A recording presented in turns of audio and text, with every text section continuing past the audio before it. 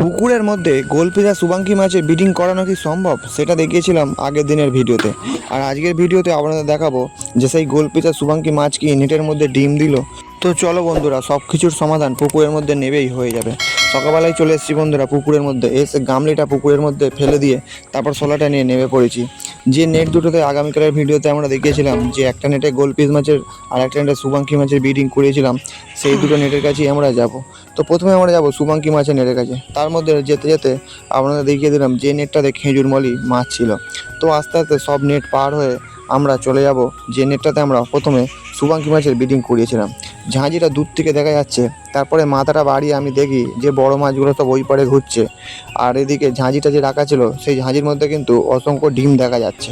তো আমার প্রথম কাজ হবে গামলিটা ভালো করে ধুয়ে নিয়ে তাতে অল্প করে জল তুলে নিয়ে সোলার ওপর তুলে নিলাম। এবারে ঝাঁঝির দড়িটা আমি আস্তে আস্তে করে খুলে চাগিয়ে নিয়ে চলে আসবো গামলির মধ্যে। তারপরে তোমাদের দেখাবো যে ঝাঁঝির মধ্যে ঠিক কত পরিমাণ ডিম আছে।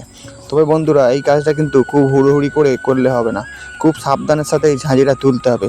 যেহেতু এই ঝাঁঝিটা ডাইরেক্ট পুকুরে রাখা ছিল আর তার মধ্যে শুভাঙ্কি মাছের ডিম দিয়েছে, যদি একটা আধা ডিম যদি ছেড়ে যায় তাহলে সেই ডিমটা কিন্তু বেকার হয়ে যাবে। তাই খুব সাবধানের সাথে ঝাঁঝিটা তুলে নিয়ে আমি গামলির মধ্যে রেখেছি। এবার আমি তোমাদের ভালো করে দেখাবো যে ঝাঁঝির মধ্যে ঠিক কত পরিমাণ ডিম দিয়েছে। দেখো বন্ধুরা, হলুদ ডিম কিন্তু অনেক দেখা যাচ্ছে, টিপ টিপ ছোটো ছোটো দানা, তার মানে বন্ধুরা ভালো মতোই ডিম দিয়েছে শুভাঙ্কি মাছ। তোমাদের আশীর্বাদে প্রথম একটা জিনিসে সাফল্য পেলাম, যে ডাইরেক্ট পুকুরের মধ্যে কেমনভাবে শুভাঙ্কি মাছের ব্রিডিং করা হয় সেটাই কিন্তু করে দেখালাম আমি বন্ধুরা।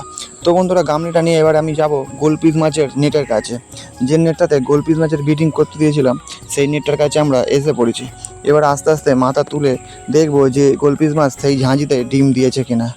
না বন্ধুরা, এই নেটে কিন্তু গোলপিস মাছ ডিম দেয়নি। তো ঝাঁঝিটা আমি আস্তে আস্তে তুলে নিয়ে তোমাদেরকে ভালো করে দেখাবো যে ডিম আছে কিনা। যেহেতু গোলপিস মাছ ঝাঁঝির মধ্যে ডিম দেয়নি, তাই আমি ঝাঁঝিটা হাত দিয়ে তুলেই তোমাদের দেখিয়ে দিলাম।